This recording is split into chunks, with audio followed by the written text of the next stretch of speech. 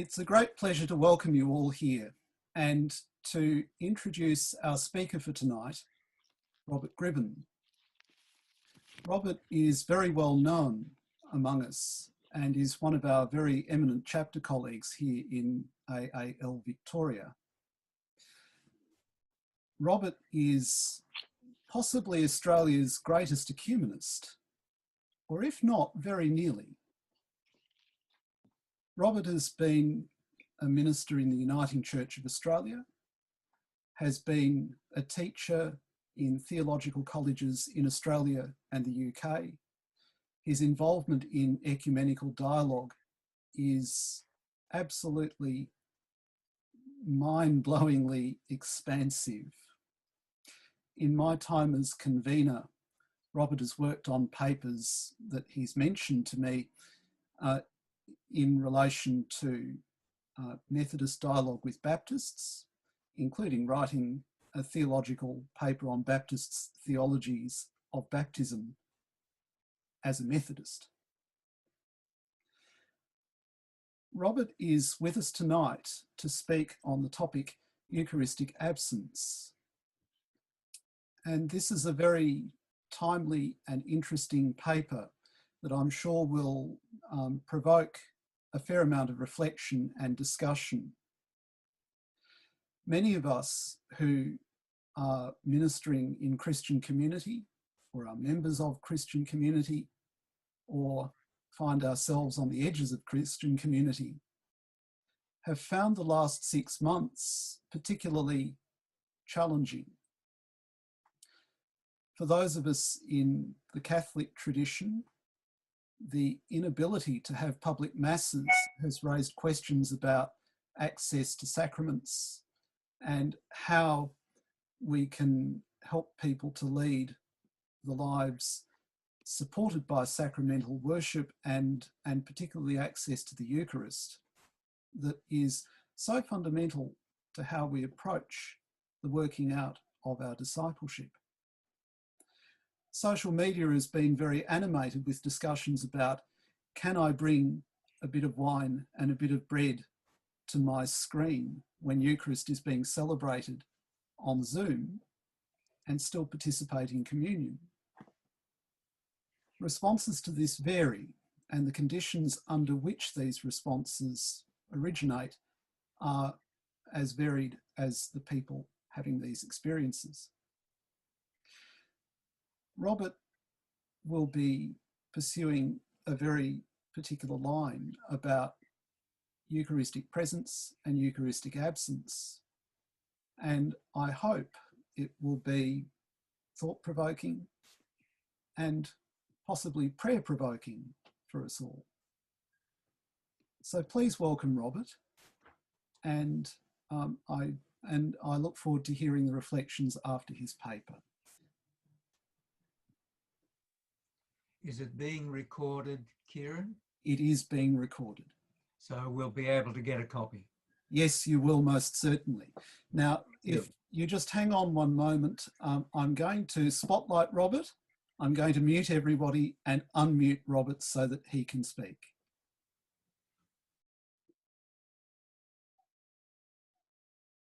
Thank you, Robert. Well, Mr. Convener, members of the Australian Academy of Liturgy, my dear peers, and invited guests, whom I'm very touched to see, brothers and sisters in Christ. This is a liturgical consideration of the question of online communion. One could do a biblical one, or a systematic theology one, or a sacramental theology one, and there are bits of that in what I want to say. But basically it's the liturgy and the defense of the liturgy which animates me. It'll be a Uniting Church presentation with an open ecumenical hand, because it involves issues, as Kieran has just said, for all of us. But the Uniting Church is where I stand, and the Uniting Church is the church with whom I am having an argument. In early April of this year, the Uniting Church's Assembly Standing Committee, which is our authoritative body in between the full meetings of the Assembly, which is a national council, considered our present position vis-à-vis worship and, quote, given these extreme circumstances, end quote, permitted Holy Communion to be celebrated as part of online worship with no viewer communion possible, and further allowed the option of using bread and wine prepared at home. It provided a background paper, a good one. It's notable, because I've looked up the commentaries, including the one by Darcy, that the basis of union, which is our governing document, really gives us no help whatsoever in this situation. It's a bit early, actually, in our denominational history, a bit over 40 years, for us to have formed a uniting theological basis, really, for anything. We still have the traditions of the three uniting churches, and we have been, I think, particularly blessed by ecumenical explorations. The biting question for the uniting church is whether we actually have any doctrine on which we would take a stand. There are some advantages in discussing this matter online at this stage. We've all done our best to live through one of the greatest spiritual absences of our lives. We've tuned in to see how others are doing, coveting some people's gifts in front of a camera or a microphone. We've learned what satisfies and what does not, and we long for the familiar. Not that we haven't discovered some valuable lessons in the experience. Our former colleague Brian Cohn has pointed some out. Zoom wonderfully replaces the backs of the heads in the pew in front of us as a visible sign of the gathered assembly. We see faces, we can greet each other, we're aware that we have a common purpose. It allows a wide number of people to take part in the liturgy, a big plus, through joint responses, though, as we've just discovered, joint responses and hymn singing can feel odd, on or off mute. A medium which does not augment singing is no friend of liturgy. It would be good if the presider managed to be off camera, except for his or her particular role. For a service of the word, Zoom has definite possibilities, yet its inevitable remoteness, its happening at a remove, is an inescapable problem. The great principle we all learned from the Second Vatican Council and its Sacrosanctum Concilium is of our, quote, full, conscious and active participation in the liturgy. It's hard to think of a liturgical principle more welcome to Protestants. Participation, of course, is not merely mental interaction. Hold that thought. Brian says his congregation's asking how they can continue their working by this principle, quote, without meeting in person. He adds, an even greater challenge is posed by another liturgical principle. The primary symbol of the liturgy is the gathered assembly itself, which refracts grace in its gathering and movement, its word and song, its washing in baptism, its sharing in the Eucharistic meal at the common table. In the absence of actual bodies, such a symbol seems impossible, end quote. But it does have to do with our bodies and with all five senses. The doctrines of the incarnation and of redemption demand a human body. The Word of God himself embodied. The Holy One transfixed to a cross. Gordon Lathrop even applies the word carnality to the Eucharist. The washing of baptism unites all our bodies in the body of Christ, the Church. The sacrament of the Eucharist is not merely quoting and copying Jesus at the Last Supper, but a full-blooded anamnesis, a remembering of the whole of salvation history from the man and woman once enfleshed out of dust. This is the plenum, the fullness of full conscious and active participation. So where the liturgy dismembers these things, fragments the assembly, the ecclesia, the gathering together, the integrity of the faith is under threat. And we've done it, of course, often in our histories, and now there have been times where we've attempted to reform ourselves in the diverse Protestant families of the 16th century and at Trent, and a great deal of it more recently through the twin liturgical and ecumenical movements. Now, with most of what I've said so far about the faith and sacrament, I suspect that you've all agreed. But, quote, a submicroscopic infectious agent that replicates only inside the living cells of an organism, like the human body, has brought us undone. That was the medical definition of a virus. It has in fact attacked the whole of humankind, robbing us all equally of our most distinctive characteristic as human beings, community. The world, as St. John might have called it, has to deal with that, and it brings its skills mostly in medical science. But the church too brings its gift to preserve its own life, its koinonia, and it needs to watch very carefully which are the world's tool and which are our own. Ecumenically, we have learned so much about the nature and celebration of the liturgy over these past 50 years. We've composed new texts and new music. We've refreshed our language. The whole world of symbol and anamnesis have been recovered. We've seen the balance of word and sacrament regained. But with COVID-19, it seems as if we had never learned anything. For the liturgy too is a living organism. That should warn us about linking it to electronic media, to machines. But we've done it innocently for our life of worship. I want to argue that the media are so flawed as a vehicle for sacramental use that the Uniting Church's options are a step too far and a break with the Catholic tradition, which, by the way, I share with Kieran. We probably still lack a theology of technology. It appears hither and yon. But here's an example. The late Aidan Kavanagh, in his book Elements of Rite, a handbook on liturgical style,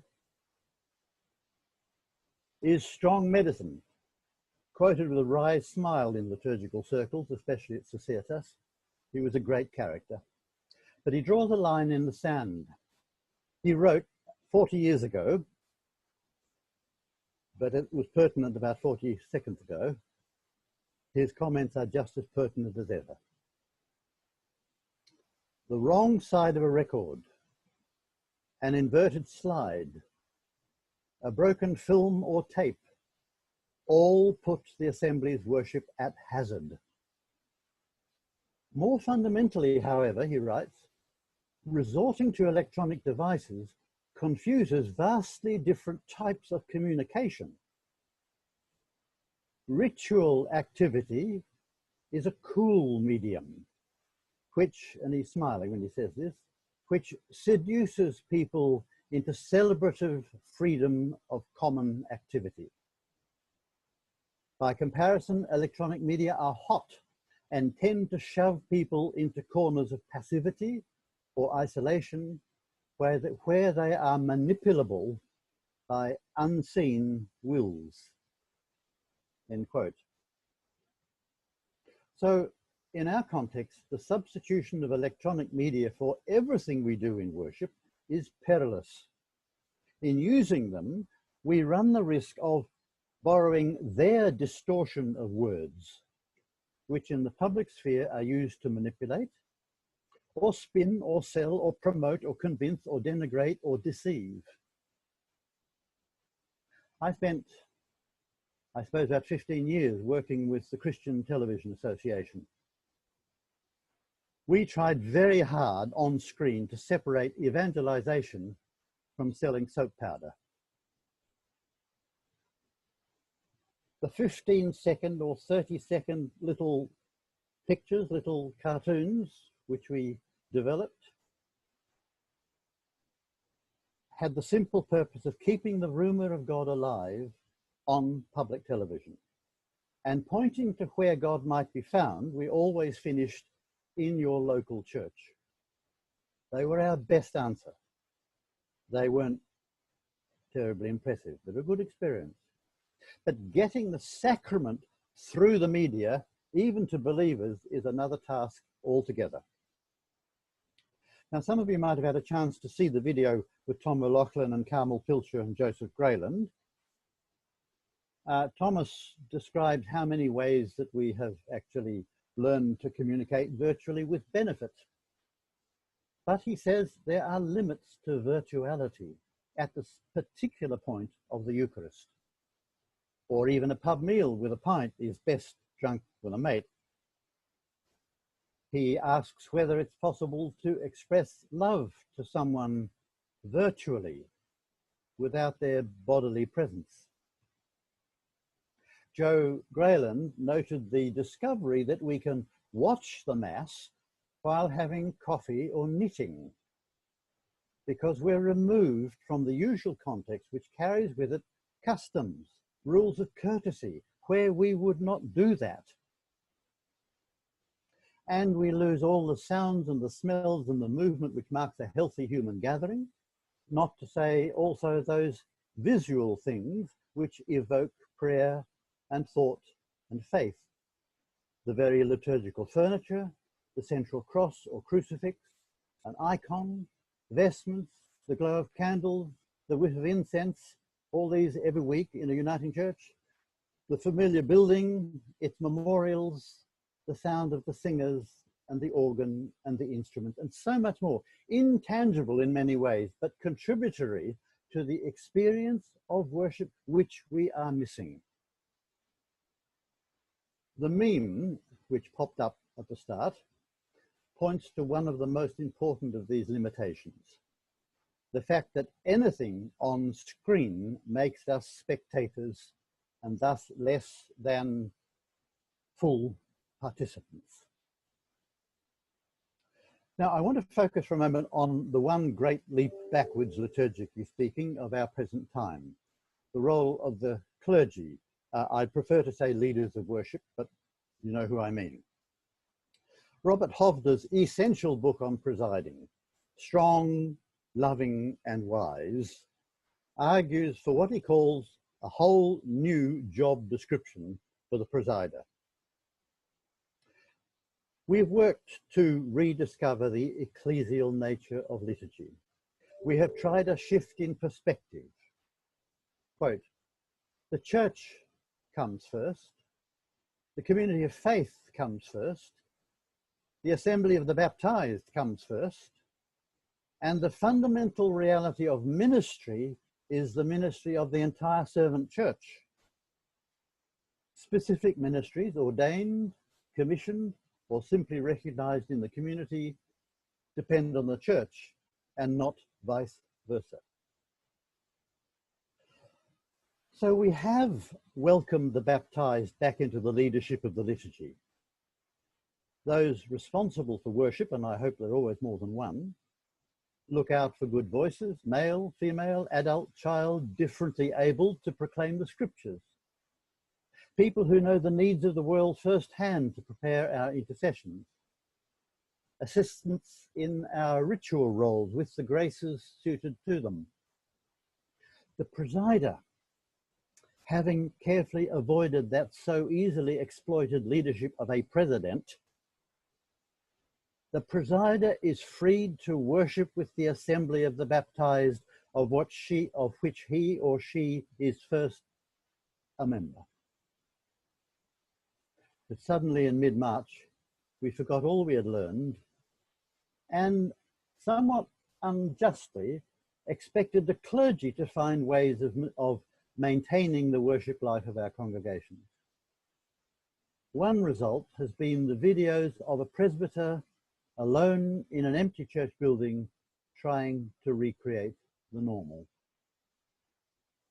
And more shockingly, I think it began to occur to us in the first few weeks how few are the resources for personal or public prayer alive among our people. No parson, no church.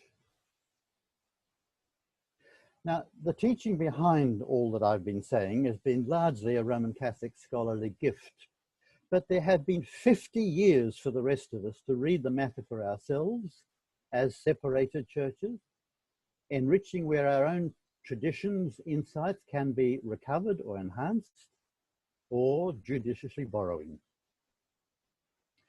Uniting Worship, the prayer book of the Uniting Church, and not to say all current Anglican or Lutheran texts, bear the fruit of the ecumenical discussions in the Australian Consultation on Liturgy. The same is true at the international level, nation by nation. Whether the congregations have benefited from this scholarship and insight has depended on whether they were taught it by the clergy, or whether it was available for learning even in seminaries, now as much lay schools as clerical schools. We have gotten ourselves into our present position because the liturgy has not got out to the people.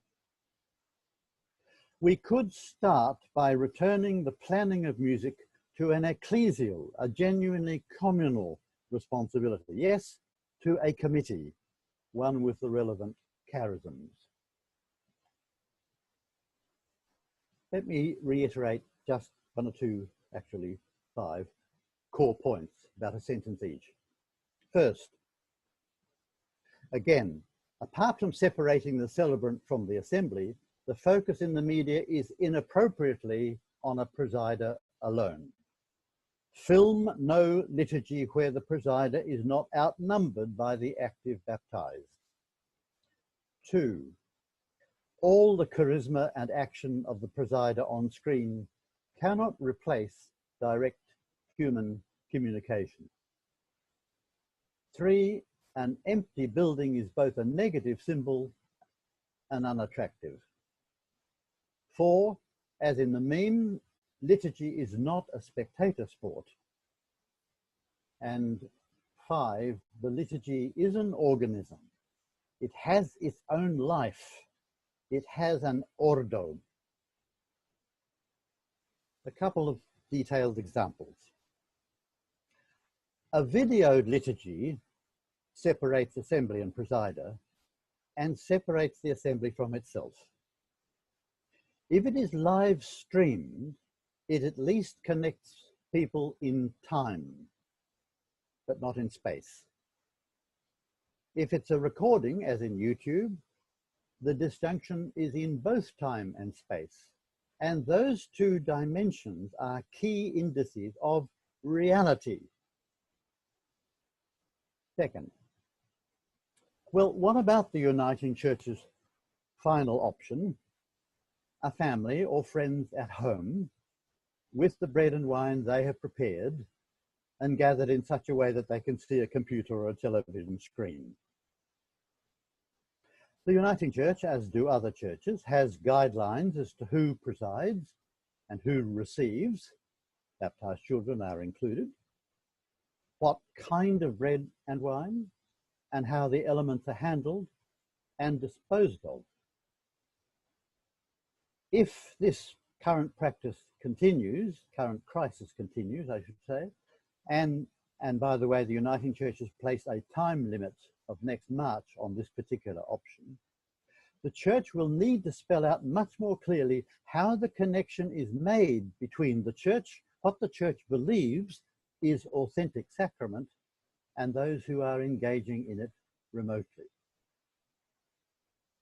And what, by the way, does any of this mean to the lone worshipper?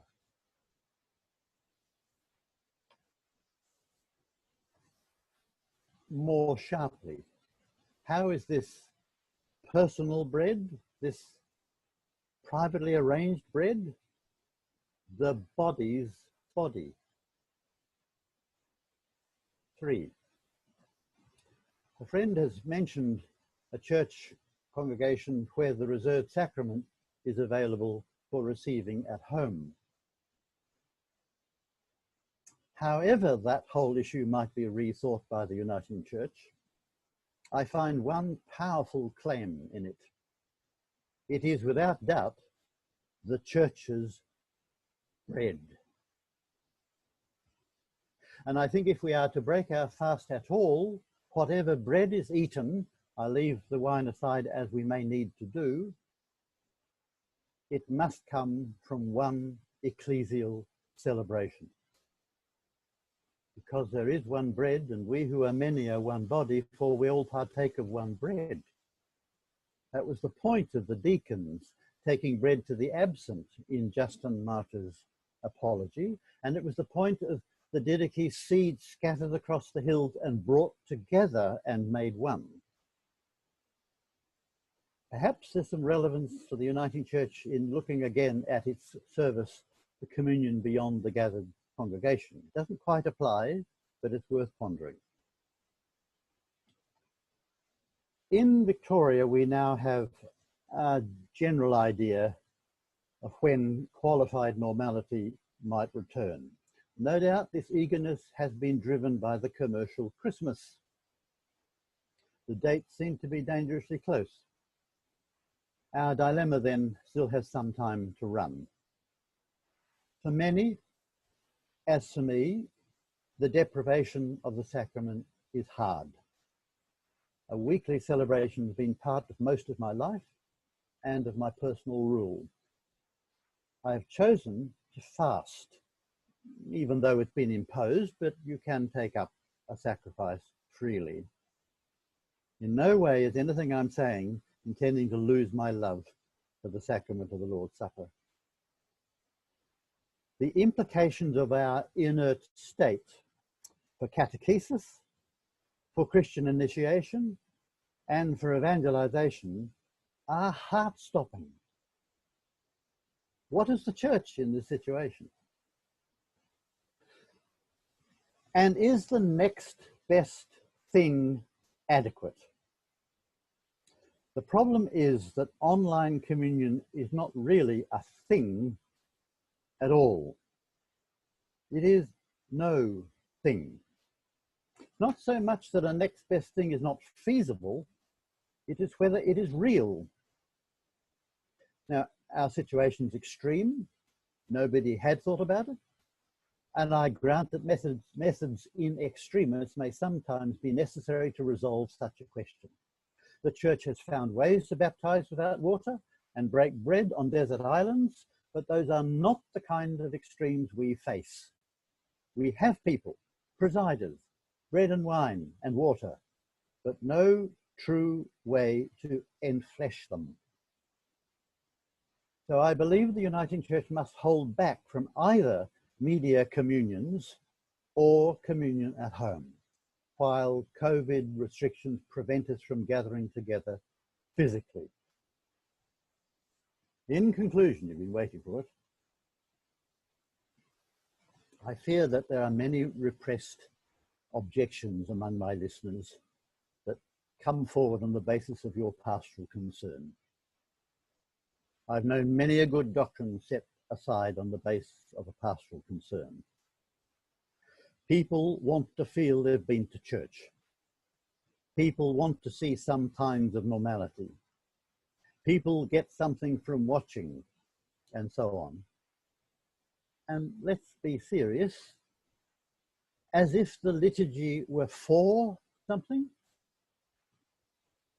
Worship, the liturgy, is our work for God, free, and all that we need follows. I think we need to rethink the service of the word for use on the electronic media. That doesn't mean putting up an altar table. My colleague, the redoubtable Doug Tasker, who was Christian television's director, regularly reminded me that on television I'm not addressing an audience, I'm speaking to one person. We have colleagues who are very good at this.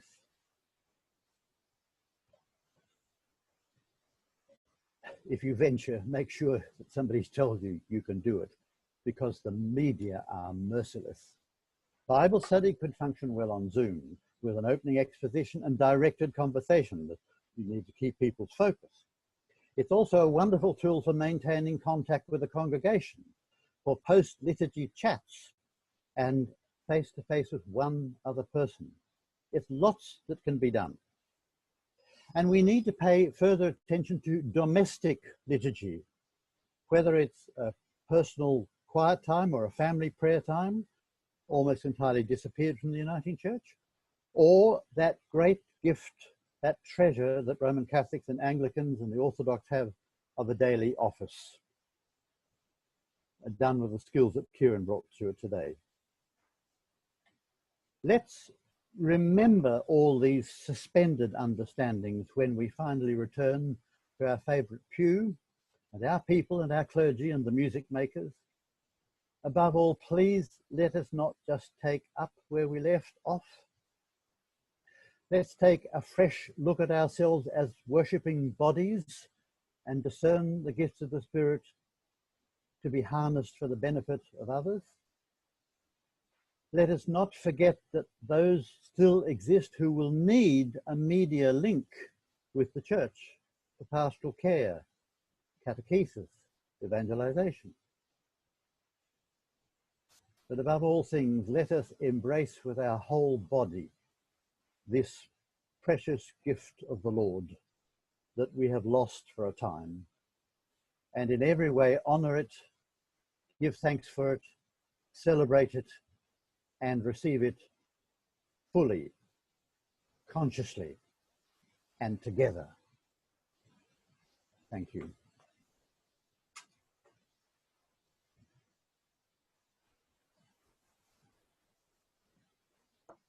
Thank you, Robert, for a wonderfully rich and thought-provoking presentation. I know that there will be many people who want to contribute in the discussions. So for the practical working out of this, I encourage you all to use the chat, and I encourage you to raise your hand, and as far as I can, I will try and make sure I give you an opportunity to speak. One thing that comes to me, Robert, out of what you said is the experience in my parish in the first 3 or 4 weeks of lockdown, where Holy Week was where we began our engagement with Facebook. One of the very first things we did in the parish on Zoom was on Annunciation Day, we held a call for prayer, which was prompted by a call from the bishops. And we only really gave about an hour's notice for the meeting, and we had a good number of people from the parish turn up. I mean, we're talking 20 or 30 people. And I think your conclusions draw attention to the broader functions of media in the wider and their wider application in the life of Christian community. Yep. I'm also interested in your opening questions about the role of theology and a theology of technology. Now, Tom Knowles is saying, what will the experience of online worship bring when we gather again in person? How can we take advantage of the experience? Yeah. What are your thoughts, Robert? They were the few remarks I made at the end, by which time you were probably fast asleep, about the service of the word, about recovering things like the daily office, like teaching our people how they might pray together at home, those sorts of things. I mean, for sacramental worship, the loss of the congregation, the people together, is a total knockout, in my view. So we've got to leave that aside, in my view, and find other ways of doing it. I mentioned a couple of short steps towards achieving what we all want, but it will not take us very far until we are meeting together. Indeed. Now, I see Peter Sherlock with her hand raised. Good. It's, thank you, Robert. Thank you, thank you, thank you. I've been cheering all the way. And just to add to that, if you start to think about how would you do a baptism online, Yes. do I sit here and pour the water on myself while you say the words? Yeah. It shows how stupid the whole idea is, let alone marriage. I'm sure that wouldn't be legal, or unction, or whatever, you know. So thank you. Thank you. And can I add on baptism that people who are sort of not regular churchgoers but want their children done will stop doing it. I think the gap between church and ordinary society is likely to grow quite rapidly. Yeah. I mean, I'd love to have explored the baptismal question much further. It's quite interesting that I've hardly ever heard the matter raised. But if it don't work for baptism, it don't work for Eucharist. Doesn't work for the Eucharist, exactly. Yeah.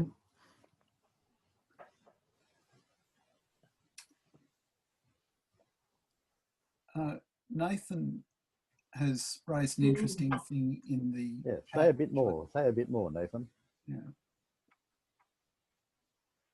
Well, just making the point that most of what you said keeps saying when we return. At least hypothetically, for the sake of the theological exercise, what if return is 20 years away? What if this is a very long-term scenario? Yeah, the 20 years will come in chunks.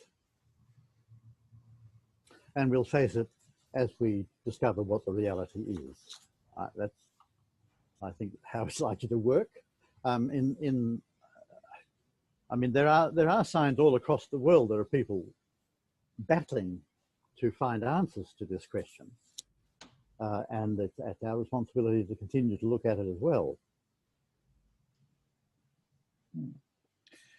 Now,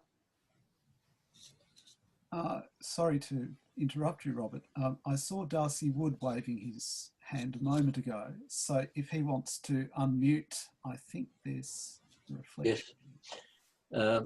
In the videos that were sent before this meeting, I was impressed by what Carmel Pilcher said about during this time of shutdown, we are challenged to think again about how the liturgy of the word mediates the presence of the Lord and how people can share together in the celebration of the word.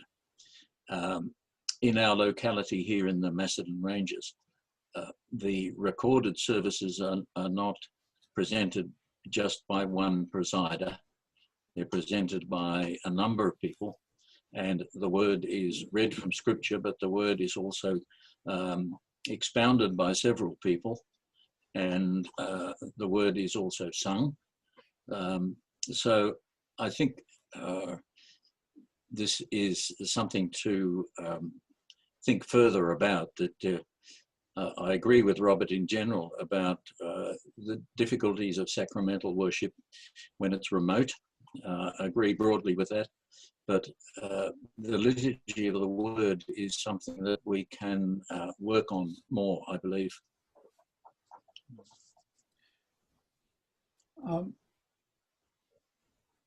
In the last couple of months, I've had the privilege of seeing some of Nathan Nettleton's work with South Yarra Community Baptist Church, their online worship, which in some ways has informed the experience of worship we had at the beginning of this meeting.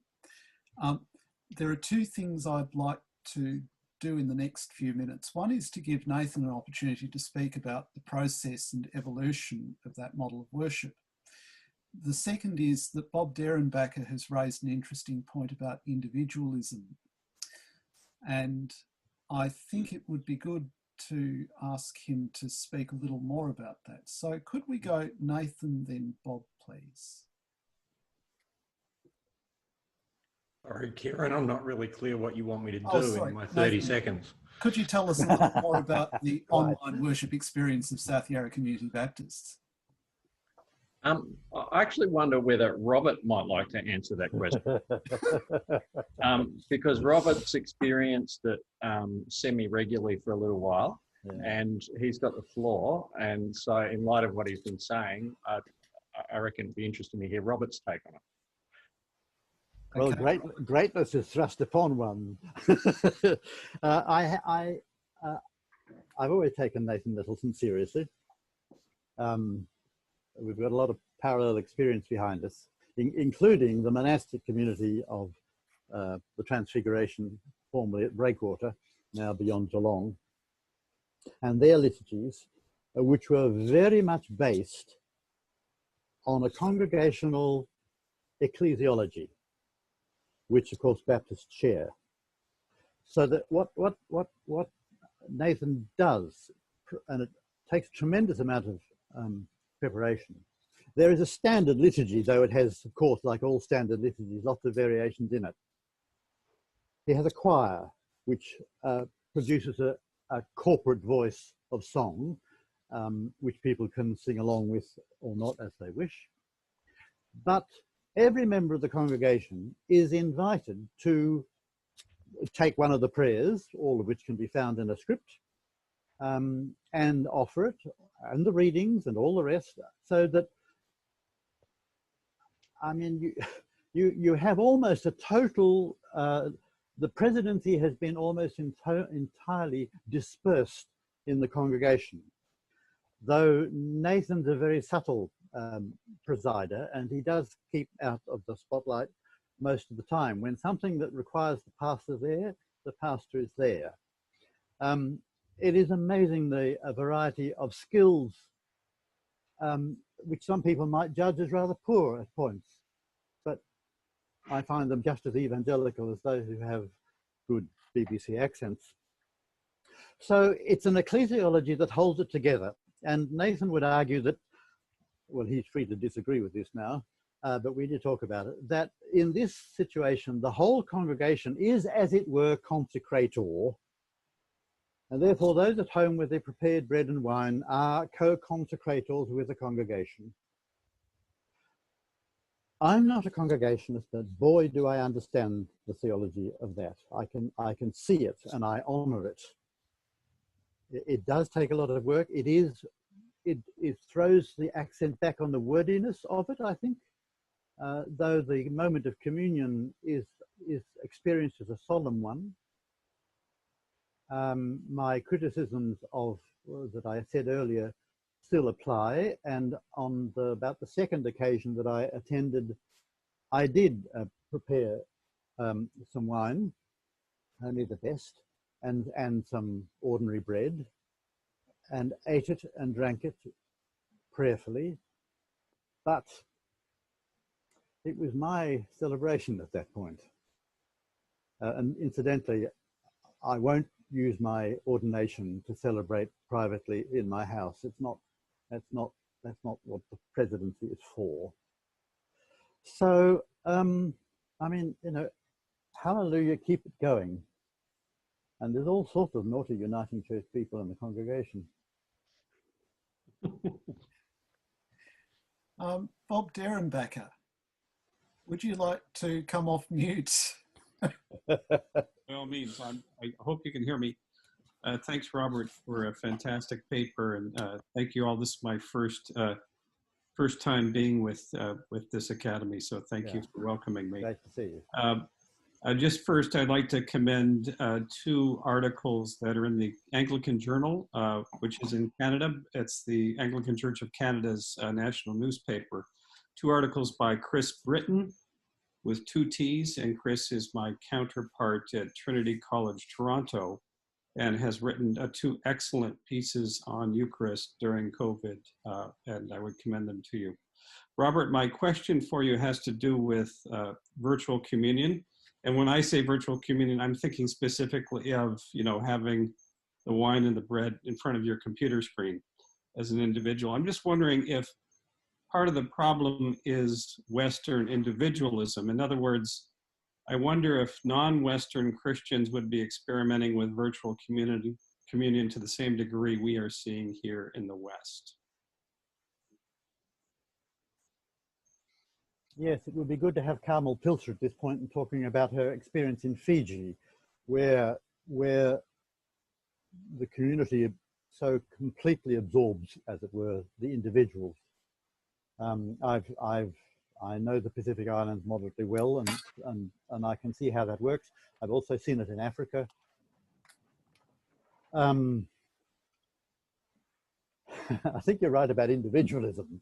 I'm asking myself whether it only, or whether it's restricted to Western individualism. Certainly, it's individualism is the point of my attack when I come at it as an ecclesiologist. And it has to do with one's consciousness of oneself, when the primary consciousness should be ecclesial, theologically speaking. I don't know. I mean, have you any further thoughts on it yourself, having spotted it? Well, I think sometimes I default to that as an explanation for life's problems that we're facing. Yes, that's right. Oh, yeah. I just want to make sure I'm not doing that unnecessarily here, but I've suspected that in this particular practice, which I agree with you is highly problematic and highly from a theological standpoint. And so I'm with you on that. I still am struggling with the live stream communion, which is different, but as you point out, shares a lot in common with the virtual communion bit. I mean, there's a lot. Go ahead. You've given me a lot to think about today. There are other smoke screens in the way. One of them is our clericalism. Now, I honestly believe that our Lord intended there to be a ministry, a formal ministry within his church, and the apostles were the first sign of it. That is, a church without a ministry set aside for these church guarding and church developing tasks is a church with problems. So I'm not setting the clergy aside in their sacred role, but the fact that the clergy have been so alone in their exercise of their clerical role in word and sacrament has left us with a problem about the dignity of the baptized taking leadership. I don't mean invading the Eucharistic prayer or anything else that might be regarded as not on.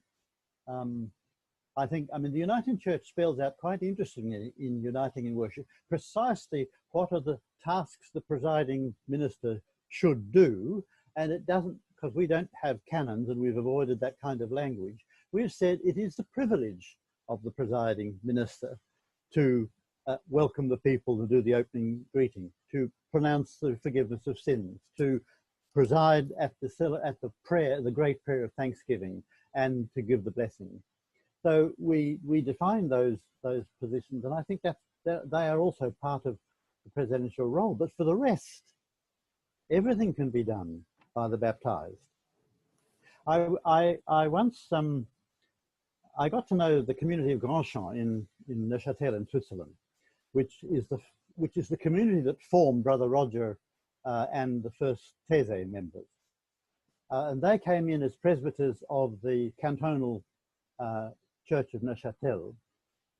When they celebrated the Eucharist, and they asked me to take the presbyteral role at one point, and I'd been with them often, they invited me to come forward and sit on the chair for the moment. And then when it came to the Eucharistic prayer, they bade me take my position behind the table. For the rest of it, the presider was the lady who's called prioress.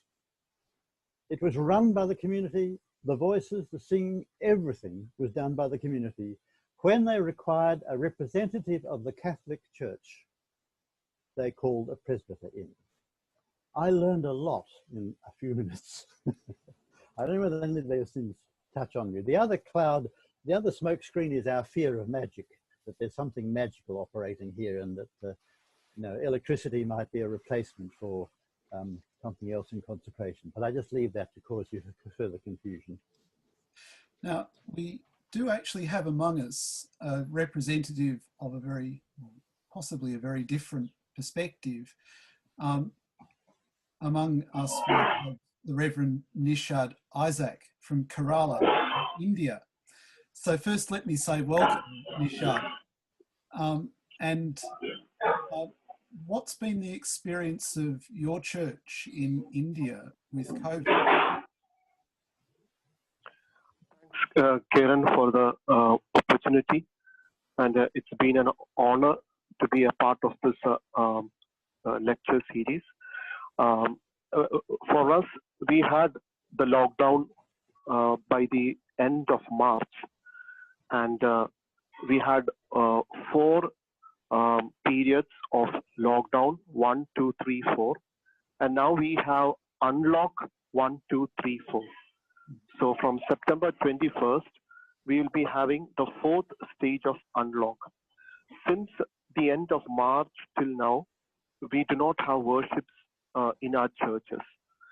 So what is being done, I belong to the Marthoma Church, and we are a Reformed Orthodox church.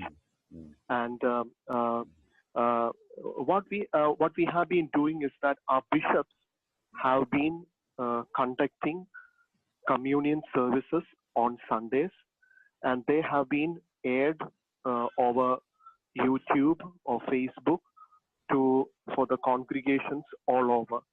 Now, with respect to specific churches, depending on the context, whether it is an agrarian context or an urban context, depending on the context, the priests take an initiative to conduct communion services online, which are being shown over Facebook or YouTube or even Zoom. But the common difficulty which the congregations have been sharing is that we don't feel the real spirit while we were together, maybe 300, 400, 500, or even 1,000 people coming to a church one Sunday. So that fellowship, that engagement, we are not getting it right now. So it's a very spiritual crisis that we are facing. And also from the monetary aspect, like when we used to come to churches on Sunday, we used to give our share to the churches. So now the churches are also to an extent suffering in that respect. My question to Sir Robert is that do we need to reread liturgy when it comes to the online worships? The words used in our liturgy, which we chanted all these years, were meant for the congregation, were meant for us while we accepted it in the ecclesial context. Right now, while we partake in the communion from our home context or maybe in another place, do the words remain the same? Do the effect of the words, or do we need to reread liturgy? Thank you for the time. Thank you. Thanks, Nishad. It's difficult for me to comment on a tradition so distinct. I might say the Marthomas are among my favorite church because they celebrate the liturgy with orthodox richness, and they preach like Martin Luther. Yes? Yes, true. Yes, true. Yeah. I mean, one of the issues is how central is receiving communion in the different traditions. In the other Orthodox churches, there'd be many who'd be perfectly happy to watch the liturgy celebrated online, and they wouldn't miss the fact that they did not receive communion that day. the Ethiopian church, when you go to their churches, you'll find people standing outside the actual sacred center of the church, alongside the outer fences or walls or by a gate in prayer, but they don't need to receive the sacrament. That within the customs and the courtesies of their church, that's not the thing. It's being with the church and close to the sacred. So, I mean, I wouldn't have thought that Martoma theology would support that very strongly, but because I would have thought that your people valued receiving bread and wine in their hands. So I don't think that words need to be changed. We just yes, I don't know how to advise you. Perhaps you should go and talk to your bishop. Thank you, sir. Thank you. Now, Chris Porter has very patiently had his hand raised for the last few minutes. So, Chris, if you would like to unmute. Sure. Thank you. Thank you very much, Robert. Sorry, I'm in the middle of dinner preparation as well, so I'm a bit scattered. Just one thing that I thought was interesting. I was having a chat with a pastor or an Anglican priest, and because of I won't name who it is, but anyway, they're from a subcontinental location, and they are currently ministering here in Australia, but also overseeing a congregation from their hometown. And his reflection was that the sense of distance that you get from being online, the consumerism that we get from being in front of a TV, was that it wasn't quite so distinct for his context. Rather, the level of spiritual communion was still present there. And I wonder if part of this is also then our attitude towards screens.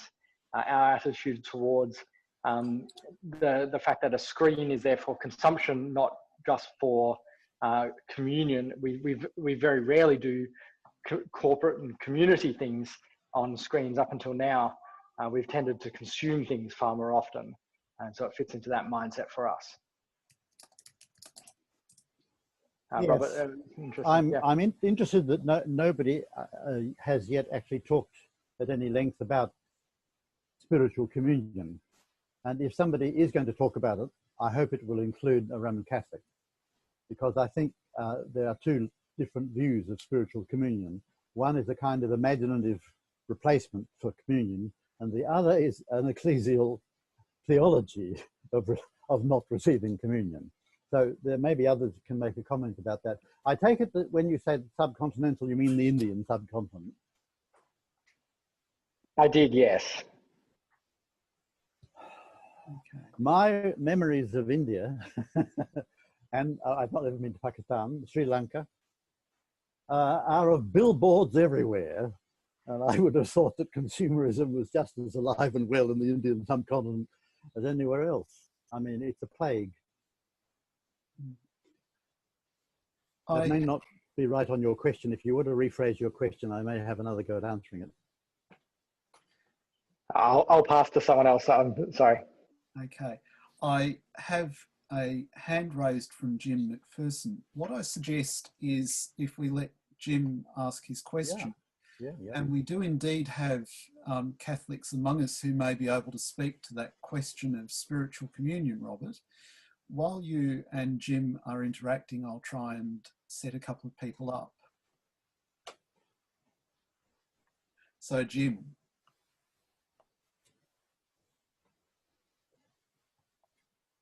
Jim, you're welcome. Sorry. Just unmuting. Right. Okay.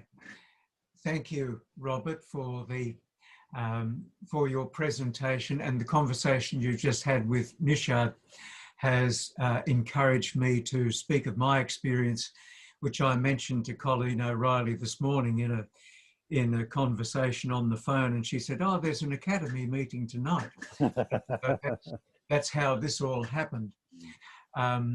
In the parish where I normally belong, the priest would run what we call the anti-communion service, up to the greeting of peace before the great Thanksgiving, and then she would give a blessing, and that was the end of the service.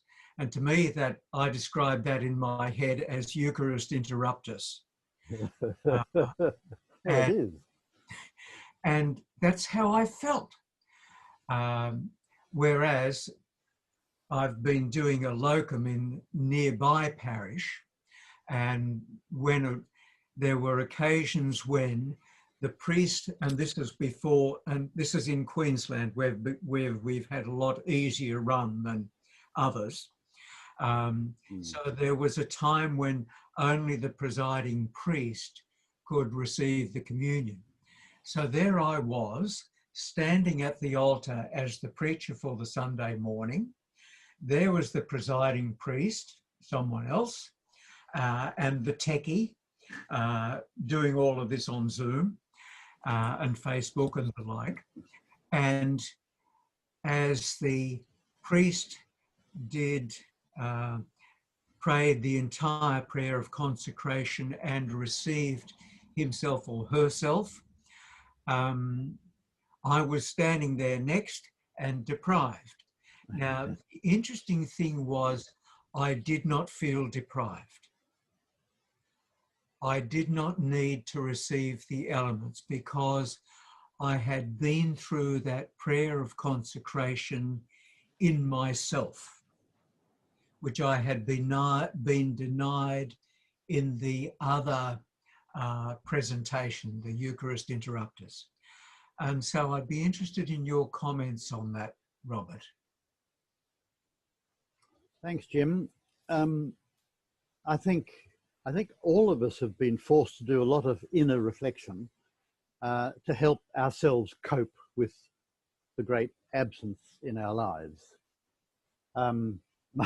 My comment on the Queensland replacement for the full Eucharist, and I'm sure Charles Sherlock was feverishly waiting to leap in, is how very Cranmerian of them, how very 1552. And I think even in 1552, it was provocative that that the Anglican form stopped, allowed the possibility of stopping at the ante-communion. I'm sure that Thomas Cranmer had a variety of reasons for moving in that direction, because he was most certainly moving from 1549 to 1552, and he didn't really have a chance to do much more after that. But there's no doubt in my mind, or in most liturgical historians' minds, that he was on a roll, and if Edward had lived, the Church of England might be very different. It may be very much more like the churches of Switzerland and part of Germany. That's a serious historical comment.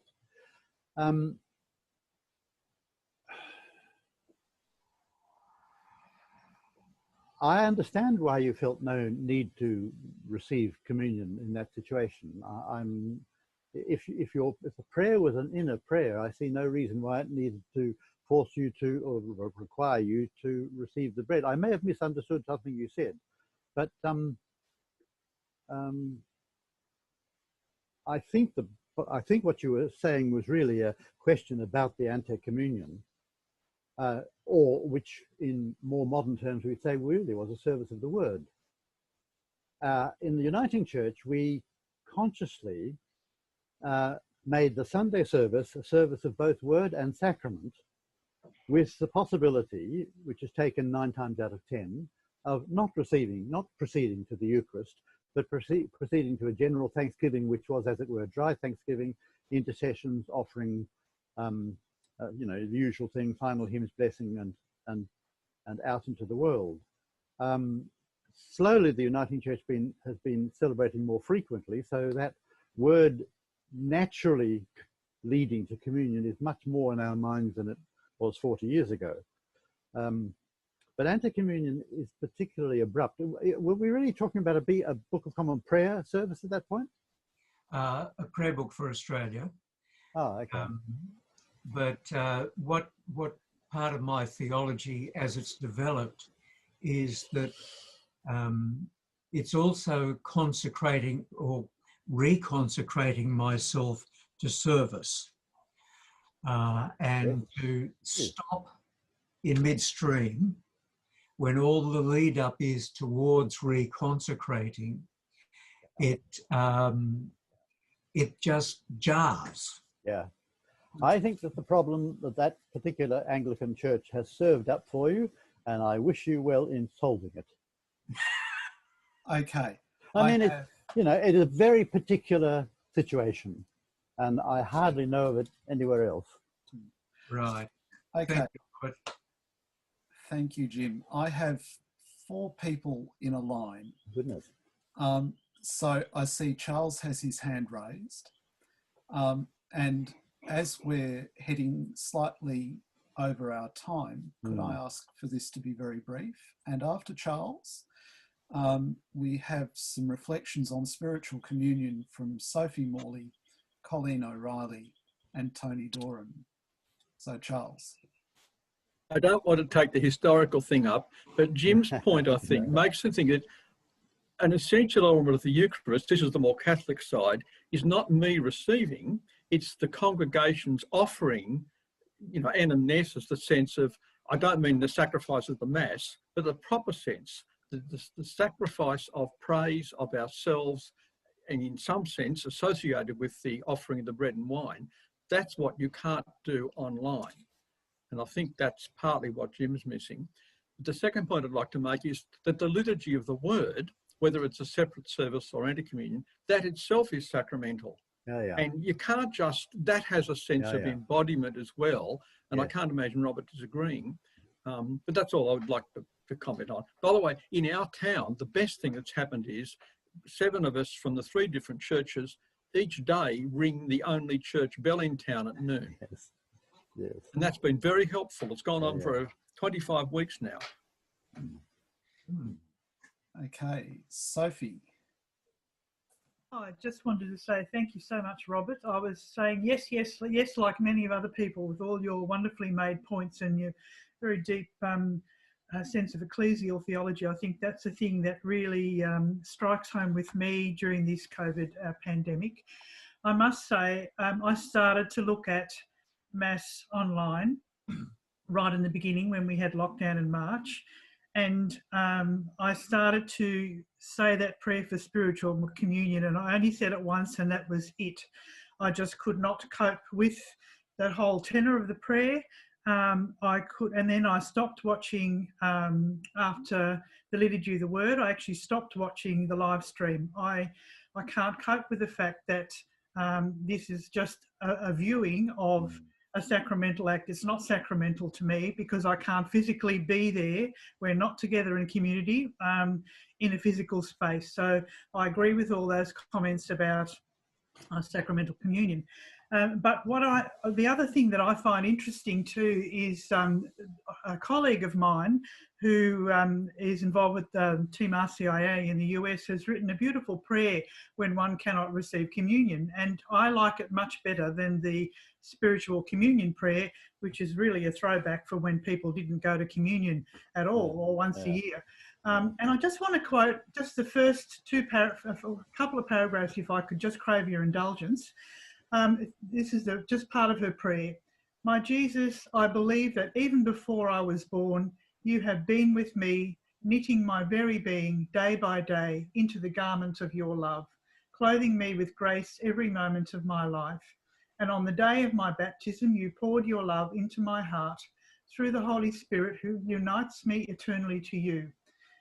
And then jumping forward, on that joyful day when I do receive you in the Eucharist, may I remember that this precious gift is still but a foretaste of the holy gifts that await your holy people at your heavenly altar. There with the saints and angels, we shall see you face to face and give you perfect praise forever. So there are a couple of elements about that I like. Firstly, it brings us back all to we're here because of a common baptism. So this ecclesial theology, I think, is incredibly important, and I think a lot of Catholics don't have that. They think it's just me and Jesus, and forget about, the sacramental or the presence of Christ in the assembly, which is something that when I do liturgical formation for parishes in my diocese, it's surprising. They'll be able to mention the presence of Christ in the other ways of, you know, that the Constitution on Sacred Liturgy tells us, but when it comes to the Assembly, a lot of them look very blank. So that's something I think that we have gone backwards on, and I really think the spirit of spiritual communion, on a personal level, does not help me. Anyway, I'd love to say a lot more, but there are other people talking, so I'll hand it back to you. Thanks, Kieran. Thank you. Thanks, Sophie. Colleen. I'm not a Roman Catholic, but I did pick up that people were not satisfied with the prayers for spiritual communion, and I've always understood that the desire for communion was the equivalent, and that if we desired the sacrament, though we were deprived of it, then we were indeed truly in communion. And so I wrote some contemporary prayers, which I won't try and read now, and the one that Sophie just read is lovely. I'll send them to you, Kieran, and you can put them on the Facebook page for people if they want to use them. That's fine. It was just providing prayers for people who were telling me that the trad ones were no longer working for them. Emily Payne has also raised an interesting and I think important parallel point about whether the elements of the Eucharist are properly used if they're not consumed. I will actually put this one up on Facebook because I think it's a very provocative and very good question, and I look forward to talking to Emily about that. However, we are moving into overtime, so I've asked Father Tony Doran to speak about spiritual communion from the perspective of one who presides at Eucharist. And Tony, if you want to bring yourself off mute, I'd be very pleased. Thanks, Kieran. Early in the lockdown, when we started to live stream Mass, I scrambled to find something for spiritual communion for the people in the parish, and went to Google and found the prayer of Saint Alphonsus Liguori.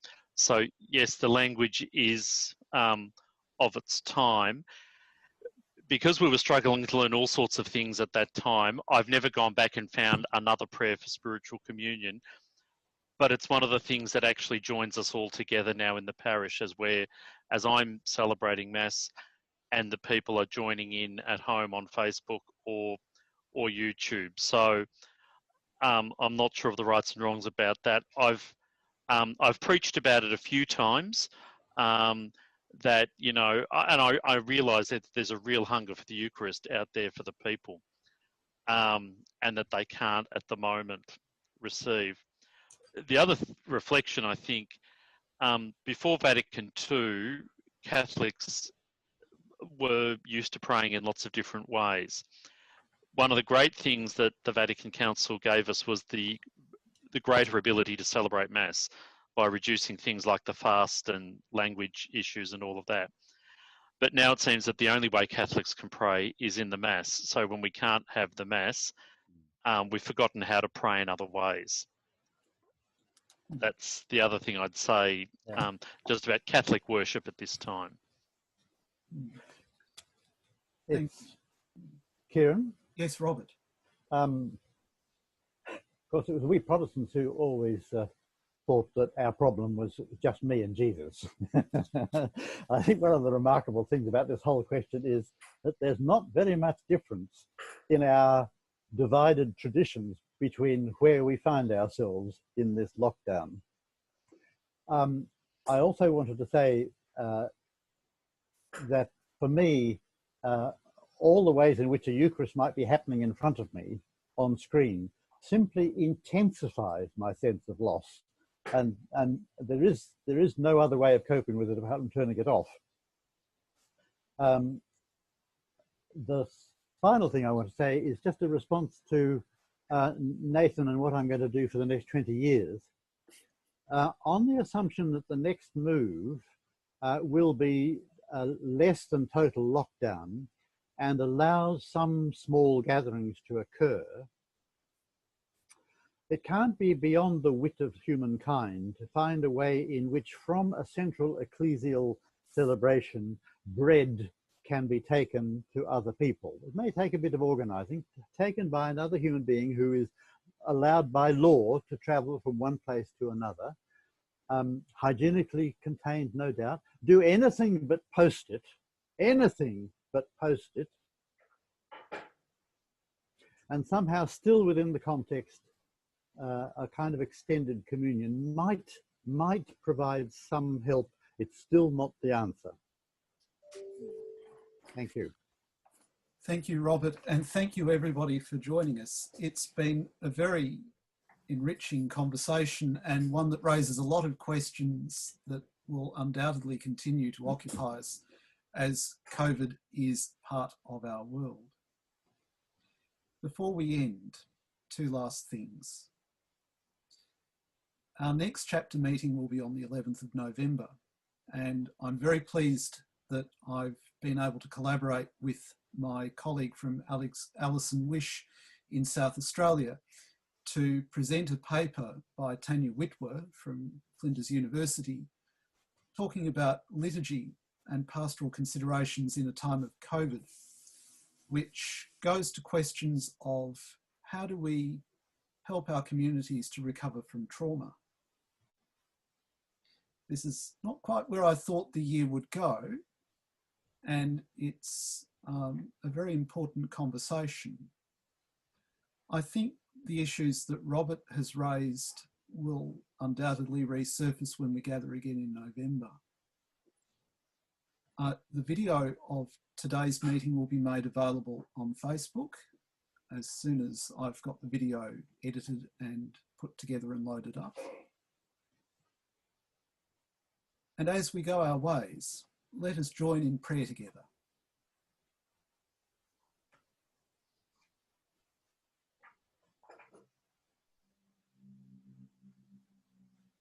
God of the ages, you call the Church to keep watch in the world and to discern the signs of the times.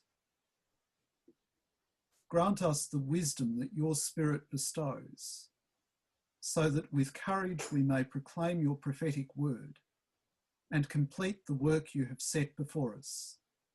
Through your Son, our Lord Jesus Christ, who lives and reigns with you in the unity of the Holy Spirit, one God, forever and ever. Amen. The Lord be with you. And also with you. Let us bless the Lord. Thanks be to God. And I look forward to seeing you all in November. Take care. Thank you, Kieran. Thank you. Goodbye. Bye.